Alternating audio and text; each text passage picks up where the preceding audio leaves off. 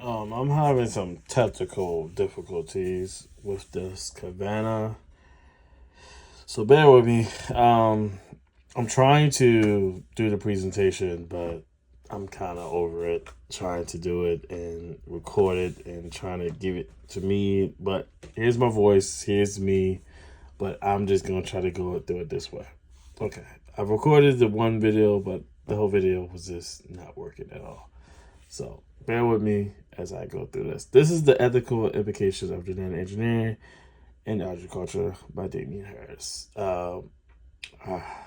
Recent what I was speaking about was the advancements of engineering in agriculture, trying to feed millions of people, or trying to get through and trying to get into the genetics of the crops and lands and to feed multiple people out, causing or hurting the demands of the people, because once the demand take over, we don't care what the time it is, the month, the hurricanes, the thunder, the rain.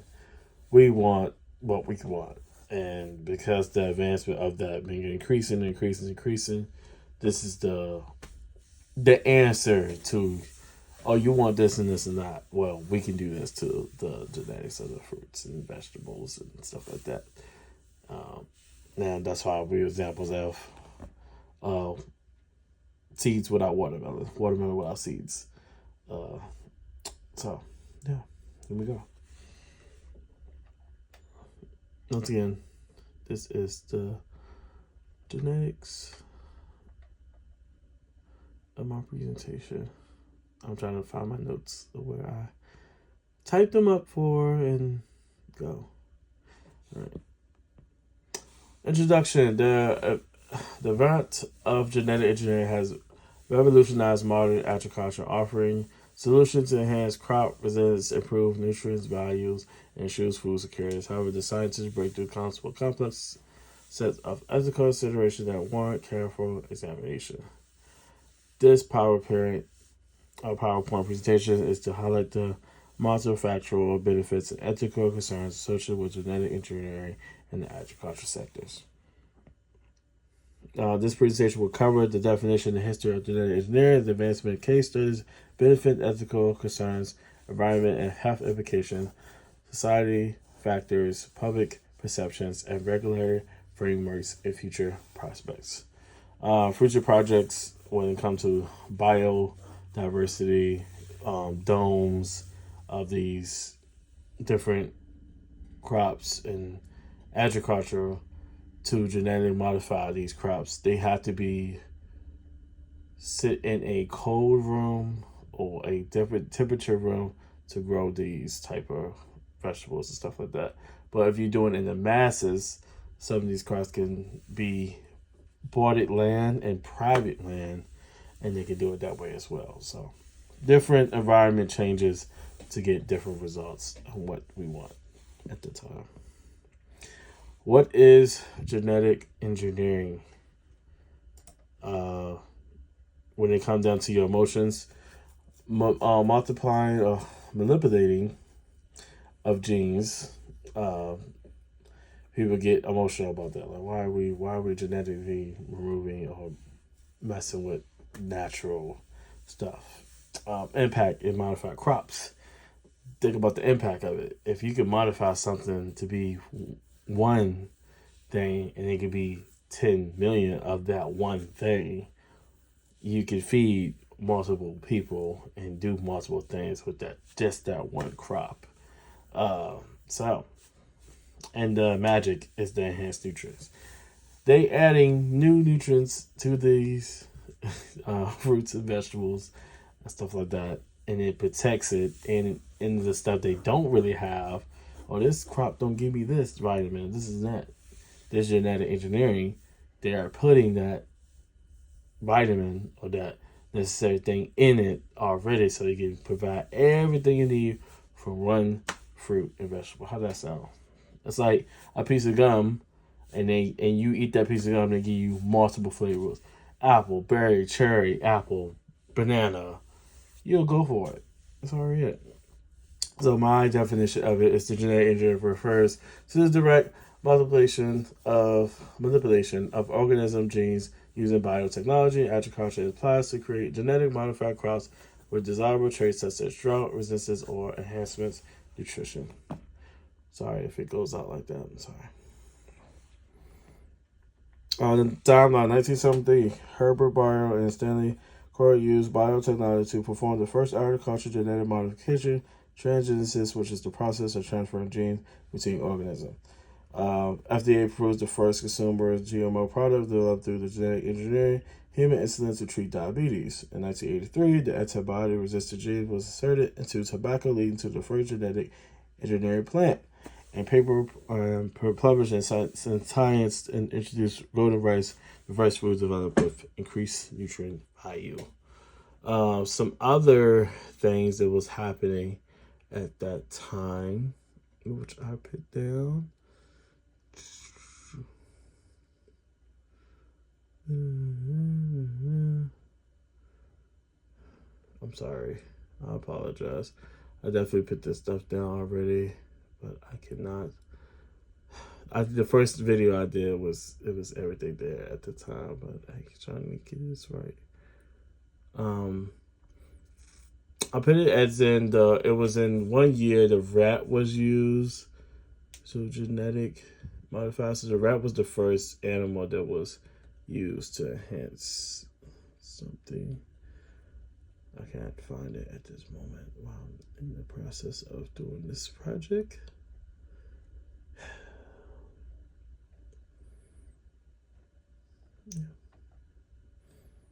Yeah. So I'm going to the next slide. Oh. Okay. Why is doing this to me, huh? Why is doing this to me? Okay. Advancements due to genetic engineering, increase yield of crops, pest disease resistance, reduce chemical uses, improve nutrients profiles. So that chemical taste years ago when they used to have that stuff on there, that was the pesticide. That was that taste that you just had when you're trying to take a grape at the grocery store and try to take stuff from there. That was that. But with these genetic engineering, these crops will have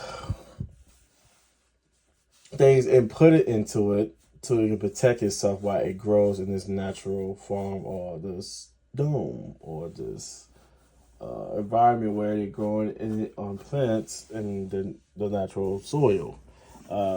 So they don't need pesticide over top of it. They already have not pesticide, but a genetic code or genetic engineering there to protect itself so we can consume it safely. So that's that. And improves nutrients and profiles, and that's always good and benefits for us as for people. And we only doing this for the people, right? So, genetic modified benefits direct manipulation of an organism genes using biotechnology. Like I said, different biotechnology, biotech revolution. Is argued for its potential to address global hunger, showcased with a pair of visuals, as I can see. Bam, boom,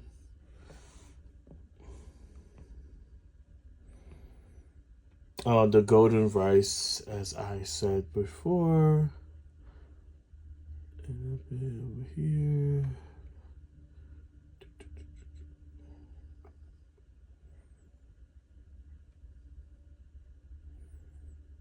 The GMO influence economics and societies by affecting small whole farmers and market dynamics in essence into the golden rice, what is added nutrients that we need. Also, with the golden rice, they're also adding vitamin A, which something you get from plants. So, environment impact. So we don't want these GMO or these genetic engineering foods to be consumed by the animals we eat because this is not a finished product. A finished product of in this process, animals used to try to eat these things, and that can cause problems and issues. So we separate the animals from that, we won't have an issue or problem. So that's why it's a control environment and a controlled substance that is being made and contribute to society. This is like a literary work. I'm just gonna pause here so you can see that more, better, clear. As a literary review of the safety assessments of genetically modified foods. So this is an assessment of these 4 different things: rice, corn, soybeans, and it's showing that the results of that in this article, the nutrition health has not been that. Feeding periods, animals, perimeters, the gross crop results, the gene conventional source that foods nutrient performance and growth in animals. So there you go right there. There you go. There you go right there. That's it. Welcome to our lesson. The Franker food myth has significant increased the public perception that the tips GMOs as unnatural and harmful, despite scientific evidence to the contrary. We have scientific facts to prove that it's a myth, and sometimes you can't believe what the next person said. You gotta go with the facts. Post-word. Analyze technology adoption patterns applying the H curve to predict the integration and acceptance of genetic engineering technologies. The H stands for the H curve. All right, so that genetic code, as you can see, into the food, it's converting to a plant to grow. All right, same patterns that it does. On that, it's gonna do that. Goes to that part of and open up a key. It's basically the same thing. These are the real world applications. These are the facts. This is the future of genetic engineering. GMOs, ethical standards, climate adaptive crops. If the climate change, crops don't die. It will still grow. It won't be a loss or throw it in trash or start over the next season. The gene therapy for genetic disorders. So genetic disorders such as the plants have multiple colors, crossbreeding, things like that. And precision agriculture. Agriculture that makes sense for us rather than wasting time and energy and effort and millions of dollars in people. So, yeah. Questions and concerns? Comment. Thank you. And my conclusion, which I wrote. In conclusion, genetic engineering is the AgriGuard presents a paradox of potential precaution. The key points discussed underscore the importance of a balanced approach that considers both the promise and the pitfalls of this technology. Bam. There we go.